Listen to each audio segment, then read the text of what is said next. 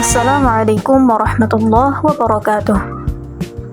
Kami dari kelompok 3 akan mempresentasikan tentang kegunaan filsafat dalam ilmu pengetahuan atau kehidupan sehari-hari. Sebelumnya, izinkan kami untuk memperkenalkan anggota, yaitu ada Nur Aini, Naila Mehrani, Saidah Aspah, dan Siti Sarah. A few moments later.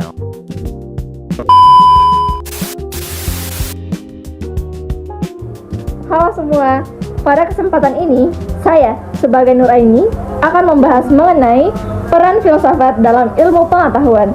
Filsafat dan ilmu pengetahuan saling berkaitan karena keduanya merupakan aktivitas berpikir manusia yang berusaha memecahkan persoalan hidup secara kritis dan sistematis.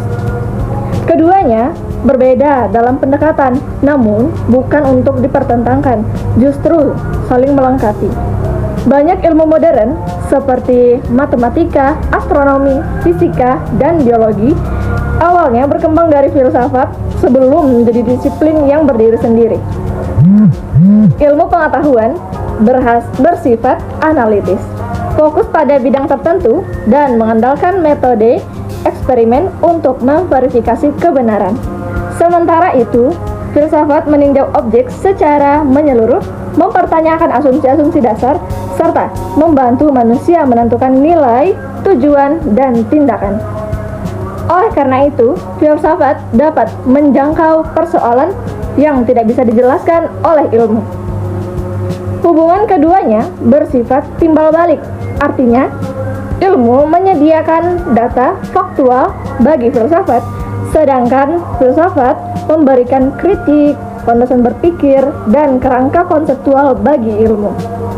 Filsafat juga berperan sebagai meta ilmu karena mampu menilai keabsahan metode dan asumsi ilmu. Baik filsafat maupun ilmu pengetahuan bertujuan memahami realitas secara rasional, kritis, dan teratur demi menentukan kebenaran. Sekian yang dapat saya sampaikan, terima kasih. Materi selanjutnya akan kami bahas mengenai peran filsafat dalam kehidupan sehari-hari. Filsafat memiliki peranan yang sangat penting dalam kehidupan manusia karena ia tidak hanya hadir sebagai ilmu yang abstrak, tetapi juga memberi arah, pedoman, dan kerangka berpikir dalam menghadapi realitas sehari-hari. Salah satu kontribusi utamanya adalah membentuk pola pikir kritis. Melalui filsafat, manusia dilatih untuk tidak menerima sesuatu secara mentah-mentah, melainkan menimbangnya dengan akal sehat, menganalisis kebenaran, serta mencari landasan yang rasional. Kemampuan berpikir kritis ini membuat manusia terhindar dari kesalahan dalam menilai sebuah gagasan atau informasi, karena ia bisa membedakan mana yang hanya opini dan mana yang hanya memikirkan dasar kebenaran yang kuat. Selain berpikir kritis, filsafat juga memberikan pedoman etika dan moral dalam kehidupan. Cabang filsafat yang disebut etika atau aksiologi berfungsi untuk menuntun manusia menentukan apa yang benar dan salah, baik dan buruk. Dengan kerangka etis ini, setiap keputusan manusia tidak hanya dipandang dari hasil yang dicapai, tetapi juga dari nilai dan moral yang terkandung di dalamnya. Artinya, filsafat memberikan dasar agar manusia bertindak dengan penuh tanggung jawab, adil, serta menjunjung nilai-nilai kemanusiaan, bukan sekedar mengejar kepentingan sesaat. Filsafat juga membantu manusia dalam menghadapi permasalahan kehidupan yang syarat dengan kegagalan, penderitaan, atau krisis. Kehidupan pada dasarnya tidak pernah terlepas dari tantangan, dan filsafat memberi ruang refleksi bagi manusia untuk memahami makna di balik setiap pengalaman tersebut. Aliran eksistensialisme misalnya menegaskan bahwa makna hidup itu tidak datang dari luar diri, melainkan harus ditemukan sendiri oleh individu melalui kesadaran dan pengalaman. Dengan demikian, filsafat menjadi bekal batin agar manusia mampu menerima penderitaan bukan sebagai akhir, melainkan sebagai bagian dari proses yang menumbuhkan kesadaran diri dari kedewasaan. Filsafat juga berfungsi menumbuhkan kebijaksanaan hidup. Kebijaksanaan yang dimaksud adalah kemampuan untuk menilai sesuatu secara proporsional, bersikap adil, serta mengendalikan diri dari emosi yang berlebihan. Seseorang yang terbiasa berpikir filosofis akan lebih mampu melihat persoalan dari berbagai sudut pandang sehingga tindakannya lebih tepat dan tidak terburu-buru. Dengan kebijakan ini, manusia tidak hanya menjadi individu yang berpengetahuan, tetapi juga menjadi pribadi yang arif dan mampu menjaga harmoni dalam kehidupan bersama. Saya, Siti Sarah, akan melanjutkan penjelasan dari rekan saya yang mana tadi sudah dijelaskan tentang penerapan peran filsafat dalam ilmu pengetahuan. Nah, kemudian saya akan bahas tentang contoh penerapan filsafat dalam ilmu pengetahuan. Yang pertama ada filsafat logika dalam metode ilmiah. Nah, filsafat logika ini berperan dalam membentuk pola berpikir ilmiah yang sistematis, rasional, dan juga bebas dari kesalahan penalaran. Yang mana dalam peneliti ilmiah, logika ini dapat membantu peneliti menyusun hipotesis yang konsisten dan juga menarik kesimpulan berdasarkan bukti empiris. Contohnya seperti ilmuwan menggunakan logika deduktif dan juga induktif dalam menguji teori, seperti ketika menentukan hubungan sebab akibat dalam eksperimen sains. Yang kedua ada filsafat ontologi dalam penentuan objek kajian ilmu.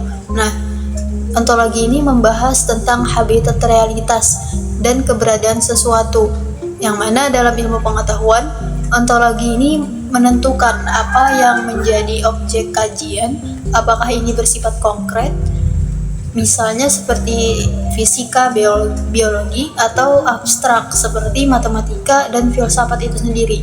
Contohnya, dalam biologi, ontologi ini dapat membantu membedakan antara hidup dan tidak hidup yang menjadi dasar bagi peneliti tentang organisme. Kemudian yang ketiga ada filsafat etika dalam peneliti ilmiah. Nah, yang ketiga ada filsafat etika dalam penelitian ilmiah. Etika ilmu pengetahuan ini dapat membantu ilmuwan untuk bertanggung jawab terhadap hasil penelitinya, agar ini tidak merugikan manusia, lingkungan, dan juga nilai moral. Contohnya seperti peneliti medis wajib mempertimbangkan etika peneliti pada manusia dan hewan, seperti dalam uji klinis, vaksin, atau teknologi genetika. Kemudian filsafat etimologi dalam validasi pengetahuan. Nah, jadi etimologi ini membahas bagaimana manusia memperoleh, membenarkan, dan juga memvalidasi pengetahuan. Dalam sains, hal ini juga diterapkan pada proses verifikasi dan juga falsifikasi teori agar pengetahuan yang dihasilkan ini dapat dipercaya. Contohnya seperti teori ilmiah ini diuji melalui observasi dan juga eksperimen berulang untuk memastikan kebenarannya, seperti pada teori relativitasi dan juga teori evolusi. Kemudian yang kelima dan juga yang terakhir itu ada filsafat ilmu dalam interdisipliner, sains, dan juga teknologi. Nah, filsafat ilmu ini mendorong kolaborasi antar bidang keilmuan untuk menciptakan pemahaman yang lebih utuh. Sains ini bekerja sama dengan filsafat, etika, dan juga teknologi untuk memastikan perkembangan ilmu dapat tetap berlandaskan nilai kemanusiaan. Contohnya seperti perkembangan kecerdasan buatan, yaitu AI, yang mana ini dikaji bukan hanya dari sisi teknis, tetapi juga dari aspek moral dan juga tanggung jawab sosial. Nah, jadi penerapan filsafat dalam ilmu pengetahuan ini dapat memperkuat berpikir ilmiah, yang mana ini akan mengarahkan pada pencarian kebenaran yang dapat dipertanggungjawabkan, serta ini dapat memastikan bahwa hasil ilmu ini digunakan secara etis dan bermanfaat bagi kemanusiaan. Jadi dengan begitu, filsafat ini akan menjadi fondasi penting yang mana ini dapat menjaga keseimbangan antara kemajuan teknologi dan nilai-nilai moral dalam kehidupan manusia. Sekian yang dapat saya sampaikan, mungkin akan dilanjutkan oleh rekan saya. Saya, Saida Aswa, akan melanjutkan materi yaitu contoh-contoh filsafat dalam kehidupan. Yang pertama, berbicara dengan jujur. Berbicara dengan jujur berarti kita itu harus mengungkapkan apa yang benar sesuai hati nurani dan kenyataan tanpa menipu orang lain atau menutupi kesalahan sendiri, yaitu memutarbalikkan fakta. Kedua, menghargai waktu. Jadi, menghargai waktu itu seperti misalnya kalau kita punya tugas, maka kita harus mengerjakan tugas dengan tepat waktu tanpa menunda-nunda, dan manfaatkanlah waktu luang untuk hal-hal yang bermanfaat. Ketiga, mengembangkan kesadaran diri. Nah, berarti kita harus mengenal dan memahami diri sendiri secara lebih dalam, baik dari sisi pikiran ataupun perasaan. Keempat, menghormati perbedaan. Nah, menghormati perbedaan seperti perbedaan agama, ras, kebudayaan, atau pendapat orang lain. Kelima, membaca buku filsafat. Dengan membaca buku-buku filsafat, kita dapat memahami konsep-konsep filosofis dan menerapkannya dalam kehidupan sehari-hari. Keenam, berlatih mempertanyakan sesuatu.